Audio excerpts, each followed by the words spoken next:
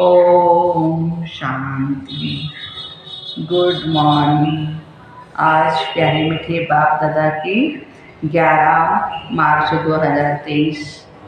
आज हमारी सबसे प्यारी, सबकी मीठी, परम आदरणीय, परम श्रद्धेय दादी गुलजार जी, इनका द्वितीय पुण्य स्मरण है। हम सभी उनकी यादों को अपनी दिल में समाएं, उनके समान बनने का आज संकल्प लेते हैं। और दादी हमेशा हमारे साथ है, बाप दादा साथ है। ऐसे प्यारे बाबा की महावाक्य सुनते हैं। मीठे बच्चे, ज्ञान और योग बल से पुराने पापों के खातों को चुकतू कर नया पुण्य का खाता जमा करना है। योग बल से एवर हेल्दी वेल्दी बनना है। प्रश्न है, संगम युग की विशेषताएं कौन सी है जो सारे कल्प में नहीं हो सकती है? उत्तर है, संगम युग पर ही 5000 वर्ष के बाद आत्मा और परमात्मा का मंगल मिलन होता है। यही समय है बाप से बच्चों के मिलने और वर्षा लेने का। बाप सभी आत्माओं के लिए इसी समय ज्ञान देते हैं, सबका लिबरेटर बनते हैं। संगम युग पर ही देवी देवता धर्म की सैंपलिंग लगती है। जो दूसरे धर्मों में कन्वर्ट हो गए हैं वो निकल आते हैं। सभी अपना अपना हिसाब किताब चुकतू कर वापस जाते हैं। ऐसी विशेषताएं और किसी भी युग की नहीं है, सिर्फ संगम युग की है। ओम शांति। परमपिता शिव नाम जरूर लेना है। परमात्मा अथवा खुदा, गॉड तो बहुत ही कह देते हैं, परंतु फादर का नाम जरूर होना चाहिए। फादर का नाम है ही शिव, निराकार है ना। आत्माएं भी वास्तव में निराकार है, यहाँ आकर के साकार बनती है। कहाँ जाता है परमपिता परमात्मा, वहाँ से बच्चों को अथवा प्रिसेप्टर्स को भेज देते हैं पाठ बजाने के लिए परम धाम से। अब गॉडफादर जब कहते हैं तो मनुष्य की बुद्धि में लौकिक बाप तो नहीं आएगा ना। वो तो अपने बच्चों का फादर है, परंतु हे परमपिता कहने से बुद्धि ऊपर चली जाती है। आत्मा ही याद करती है, जिस्मानी फादर को भी आत्मा ही याद करती है जो जिस्म देते हैं। फिर आत्माओं का जो असली बाप है उनको भी याद करेंगे ना, परंतु वो कौन है? जिस्मानी फादर को तो सब याद करते हैं, लेकिन रूहानी फादर हम सबका एक परमात्मा है। कौन उनको फादर कह बुलाते, क्यों उनसे रहम मांगते हैं? वे सबका बाप है, यह तो सब जानते हैं। लेकिन अगर सब बाप ही बाप है तो फिर यह पुकार सिद्ध नहीं होती। कहते हैं परमात्मा ने ही सब कुछ दिया हुआ है, यह बच्चा भी परमात्मा ने ही दिया है। हे गॉड, तो गॉड को याद तो जरूर करते हैं, पुकारते हैं आकर के हमको पावन बनाओ, दुखों से लिबरेट करो, तो जरूर कहाँ तो ले जाएंगे ना। सभी को लिबरेट कर शांति धाम व सुख धाम में ले जाते हैं। कल्प कल्प कल्प के संगम युग पर ही बाबा आते हैं, ऐसे नहीं बीच में आते हैं। माना सतयुग त्रेता द्वापर करी, यहाँ ऐसे बीच में बाबा नहीं आते किसी भी युग में। मुझे कोई घड़ी घड़ी आना नहीं पड़ता है, मैं एक ही बार आता हूँ जब सब तमो प्रधान बन पड़ते हैं, क्योंकि 84 जन्म तो जरूर पूरे करने हैं। अगर पहले आऊँ तो 84 का चक्र पूरा न हो सके। चक्र का पूरा अंत आना चाहिए। जब आना होता है तब फिर बच्चों का आकर पहले बाप बनता हूँ। बाबा आते हैं, हम बच्चों का बाप बनते हैं, फिर टीचर, फिर सतगुरु, सदगति के लिए गुरु यहाँ ही किए जाते हैं। सतयुग में कोई गुरु नहीं करते हैं, जब तरकार भी नहीं, वहाँ बाप और टीचर होते हैं। ऐसे नहीं बाप टीचर बन पढ़ाते हैं। सतयुग में बाप अलग है, टीचर अलग है। यहाँ यह बाप, टीचर, गुरु एक ही है, 3 in 1।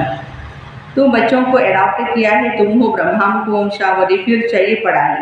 तो सारी सृष्टि चक्र के आदि मध्य अंत का राज समझाते। ड्रामा में मुख्य क्रिएटर, मुख्य एक्टर कौन कौन है, सारे विश्व के चक्र की नॉलेज बताते। मूल वतन, सूक्ष्म वतन, स्थूल वतन का सारा समाचार बताते हैं। यह सारा चक्र कैसे फिरता है, पहले नई दुनिया में कौन कौन आते हैं, ये सारी बातें पापा हम बच्चों को समझाते हैं। पहले तो बच्चों को ये जानना चाहिए कि वो हमारा बेहद का बाप है। यह ब्रह्मा भी कहते हैं हमारा बाप वह शिव है। ब्रह्मा वल्द शिव। शिव बाबा भी कहते हैं ब्रह्मा मेरा बच्चा है, मुझे इनमें प्रवेश करना है तो मैंने इनको एडॉप्ट किया है। पहले इनका नाम असूल में लेखराज था, फिर ब्रह्मा नाम रखा है, मैंने इनको अपनाया है। मनुष्य बाबा बाबा कहते हैं परंतु बिगड़ जाने। शिव के चित्र के आगे जाते हैं परंतु वो हड्डी दिल से समझते नहीं कि ये हमारा बाप है। लौकिक बाप का अगर कोई चित्र देखते हैं तो झट कहेंगे ये हमारा बाप है। शिव के आगे वह हड्डी नहीं निकलता है, माना अंदर से दिल से नहीं निकलता है कि यही हमारे पिता हैं। भर उनको परमात्मा समझते हैं परंतु उस रुचि से जिगरी हड्डी से बाबा कहते कि नहीं कहते कि हमारा बाप है। सिर्फ वंदना करते हैं भक्ति मार्ग की रस्म अनुसार। उनसे प्राप्ति क्या होती है वो बुद्धि में आएगा ही नहीं। ये बाप समझाते निश्चय करने के लिए पॉइंट्स तो बहुत देते हैं परंतु बच्चे भूल जाते हैं। सभी धर्म वालों के लिए यह ज्ञान है, चाहे मिलिट्री का हो, चाहे सिविलियन हो, चाहे कोई भी हो, ज्ञान ये सबके लिए है। तुम बच्चे जानते हो शिव बाबा हमारे बाप टीचर सतगुरु हैं। यह हमारा बहुत पुराना मिलन है, भगवान के साथ हमारा एक पुराना मिलन है। 5000 वर्ष के बाद आए हैं, इसे आत्मा और परमात्मा का प्यारा मंगल मिलन कहेंगे। परमपिता परमात्मा आकर सभी आत्माओं से मिलते हैं। इस समय ही सबका लिबरेटर बनते हैं। सभी तो शिक्षा नहीं लेंगे, शिक्षा वह लेंगे जो देवता बनने वाले होंगे।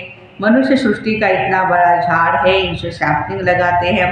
आज गवर्नमेंट भी किस्म किस्म की सैंपलिंग लगाती रहती है, बाबा भी सैंपलिंग लगाते हैं। फिर जो स्कूल के हैं वे निकल आते हैं। जो देवी देवता धर्म वाला व इस फाउंडेशन वाला होगा उनका ही सैंपलिंग लगता है। तुम असल देवी देवता धर्म के हो फिर और धर्मों वालों का सैंपलिंग लगेगा।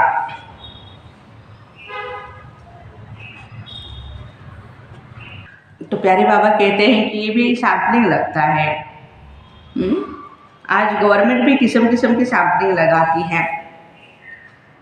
तुम आसुल देवी देवता धर्म के हो, जो कन्वर्ट होकर के गए हो निकल आएंगे। किस्म किस्म के मुसलमान पारसी आदि होते हैं, अपने देवी धर्म के झाड़ की सैंपलिंग लगती रहेगी।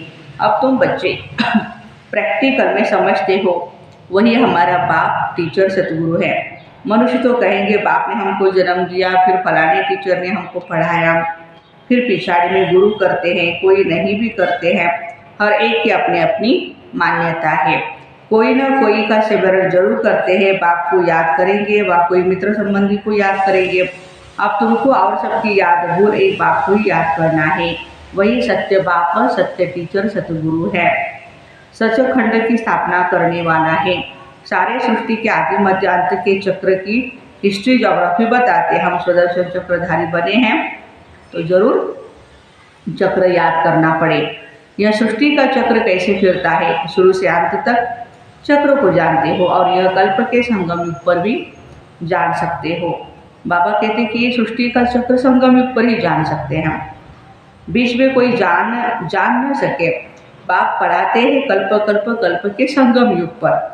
सारे वर्ल्ड की हिस्ट्री ज्योग्राफी का राज और कोई समझा न सके, बाप ही समझाते हैं। बाप द्वारा तुम स्वदर्शन चक्रधारी बन चक्रवर्ती राजा बनते हो। वहाँ यह नॉलेज फिर गुम हो जाती है। नाटक पूरा हुआ, फिर आत्मा के अंदर जो पार्ट है राजा का वह शुरू होगा। ये समय तुम्हारा पार्ट है सीखने का। बाबा का आना, बच्चों को नॉलेज सिखलाना, उच्च पद प्राप्त करना अभी का पार्ट है। पद प्राप्त कर लिया फिर खत्म, फिर यह सृष्टि चक्र की नॉलेज प्रायः लोप हो जाती है। कोई भी मनुष्य को इस सृष्टि चक्र का नॉलेज नहीं है। सन्यासी तो चक्र को मानते ही नहीं, झाड़ को देख कहते हैं यह तो तुम्हारी कल्पना है।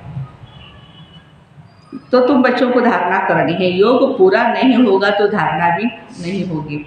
बुद्धि प्योर बन न सके, कहते हैं ना शरणी का दूध सोने के बर्तन में ही ठहर जाता है।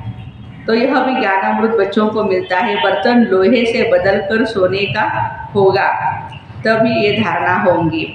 इसमें अच्छा पुरुषार्थ किया जाता है, बहुत सहज है। वर्ल्ड की हिस्ट्री ज्योग्राफी को जानना है।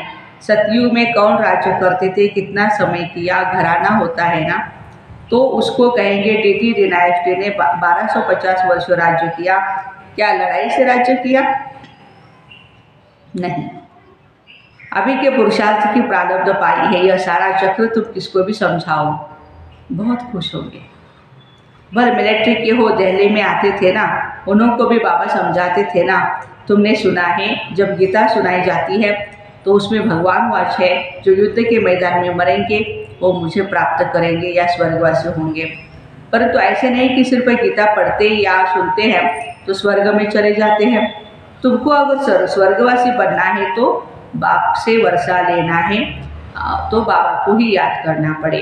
श्रीमत पर चलो, यह ज्ञान अभी ही मिलता है क्योंकि अभी स्वर्ग के द्वार खुलते हैं।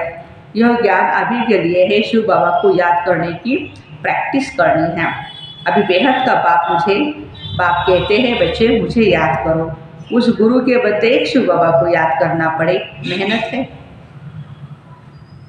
वो बाप सभी का एक ही है, उस द्वारा ही स्वर्ग का वर्षा मिलता है, शांति सुख का वर्षा उनसे ही मिलता है। यह समय है ही बाप द्वारा बाप से मिलने का अथवा वर्षा पाने का। सतयुग में था ही एक धर्म तो अनेक धर्म विनाश और एक धर्म की स्थापना का काम परमपिता परमात्मा का ही है, दूसरा कोई कर न सके। जो बाप द्वारा पढ़ते हैं, राजयोग सीखते हैं, वह स्वर्ग में चले जाते हैं। तुम जानते हो अब कलयुग का अंत है, महाभारी लड़ाई भी सामने खड़ी है। जो पढ़ेंगे वही पद पाएंगे, बाकी सब हिसाब किताब चुकतू कर वापस चले जाने वाले हैं।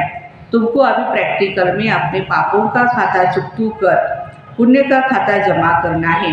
जितना जितना ज्ञान और योग में रहेंगे तो पुराना खाता भस्म हो, नया जमा होता जाएगा। योग बल से तुम्हारी आयु भी बढ़ेगी, तुम एवर हेल्दी वेल्दी बनते जाएंगे। ज्ञान और योग से दोनों मिलते हैं। यह तुम्हारे लिए हॉस्पिटल भी है और कॉलेज भी है। वास्तव में सच्ची सच्ची यूनिवर्सिटी यह है। गवर्नमेंट की जो यूनिवर्सिटी है उनको यूनिवर्सिटी नहीं कहेंगे, यूनिवर्स तो सारे विश्व को कहा जाता है। उसमें विश्व की नॉलेज कोई है नहीं, वो सब है हद के नॉलेज। कितनी हदें डाल दी है। यूनिवर्सिटी को हिंदी में कहा जाता है विश्वविद्यालय। सारे विश्व से कोई भी आकर के पढ़े उस यूनिवर्सिटी में, तो ऐसा हो न सके। यहाँ कोई भी आकर के पढ़ सकते बाबा के विद्यालय में। विश्व का रचयिता ही यह विश्वविद्यालय स्थापन करता है। हम लिखते भी ऐसे हैं। अब विश्वविद्यालय या यूनिवर्सिटी में फर्क क्या है? वो हिंदी है, वो इंग्लिश अक्षर अंग्रेजी। यह विश्व के रचयिता ने विश्वविद्यालय रचा है, जहाँ बाप मनुष्य को देवता राजाओं का राजा बनाते हैं, लिबरेट करते हैं। श्रीमत तो मिलती है, परंतु आसुरी मत वाले श्रीमत को भी मानते नहीं। यहाँ इस श्रीमत से कितना श्रेष्ठ बनते हैं। अपने तन मन धन से भारत को स्वर्ग बना रहे हैं और है सारा गुप्त। बाबा भी गुप्त आते हैं। श्री कृष्ण तो गुप्त हो न सके, परंतु बाप को न जानने के कारण श्री कृष्ण का नाम गीता में डाल दिया है और फिर कृष्ण की डांस दिखाई है। तो बाबा कहते हैं वो तो प्रिंस प्रिंसेस आपस में डांस करते होंगे। श्री कृष्ण वहाँ थोड़े ही प्रजा जा सकती है। बाबा समझाते तो बहुत है, कहते हैं ज्ञान धन देकर फिर दान करते जाओ। बड़ी ऊंच पढ़ाई है और पढ़ना भी ऐसे साधारण है। कुर्सी पर तो आसन लगा नहीं सकते। यह टांग टांग पर चढ़ाकर बैठना, यह राजाई बैठक ठीक है। अर्ध पद्मासन जो ब्रह्मा बाबा पहनते थे, अर्ध पद्मासन की पोजीशन में बैठते थे बाबा, तो ये राजाई की बैठक है। यूँ तो तुम कैसे भी बैठो। सतयुग में तो गोल्डन स्पून इन्हें माउथ होता है। बच्चों ने साक्षात्कार भी किए हैं, कैसे विमानों में सोना भर करके आते हैं। वाह, महल आदि बहुत जल्दी सब कुछ बन जाता है। अब बाबा देखते हैं ना, बाबा के देखते देखते बिजली मोटर आदि क्या क्या बना है। ये 100 वर्ष की ही सारी डेवलपमेंट या इन्वेंशन हो गई है। आगे अनाज भी कितना सस्ता था, तो सतयुग में कितना सस्ता होगा। यहाँ सोने के सिक्के की कीमत 100 रुपया है, तो वहाँ 1 पैसा होगी। अभी तो कितने दाम बढ़ गए, तो कितना फर्क है।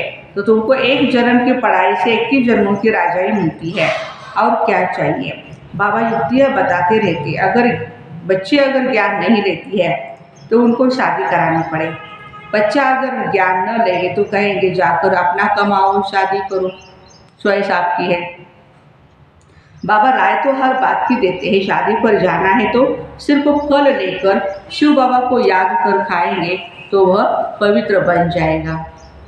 अच्छा, बाप दादा का मीठे मीठे सिक्के दे। ब्राह्मण कुलभूषण स्वदर्शन चक्रधारी नूरे रत्नों प्रति याद प्यार और गुड मॉर्निंग। रूहानी बाप की रूहानी बच्चों को नमस्ते। हम रूहानी बच्चों की रूहानी माता पिता बाप दादा को याद प्यार गुड मॉर्निंग और नमस्ते। वाह बाबा वाह, शुक्रिया बाबा शुक्रिया।